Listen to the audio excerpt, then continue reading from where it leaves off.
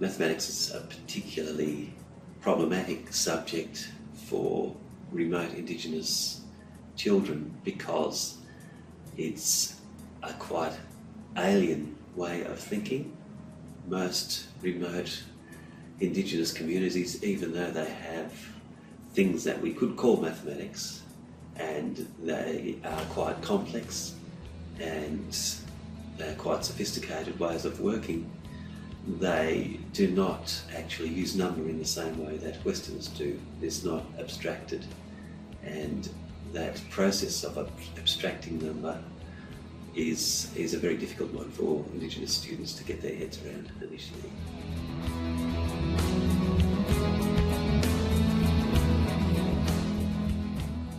Indigenous students, when they are measured by instruments such as NAPLAN,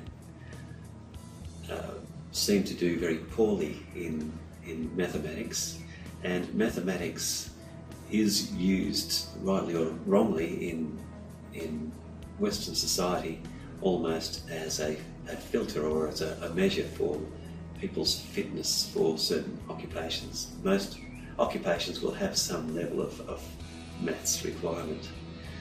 Now, whether they actually need that maths to do that job or not is debatable, but what it does lead to in the end is a situation where Indigenous students find their pathways are limited because they can't score highly on these Western-centric maths assessments. So really the motivation was around how we can get these students, who are very intelligent students by any measure, to understand what it is by what we mean by Western maths. What were we failing to communicate? What was it that was causing gaps in these students' knowledge? And on asking these questions and looking at the research and also looking at some of the research that was done locally, the answer seems to be that trying to learn a foreign concept in a foreign language is really a step too far for most kids.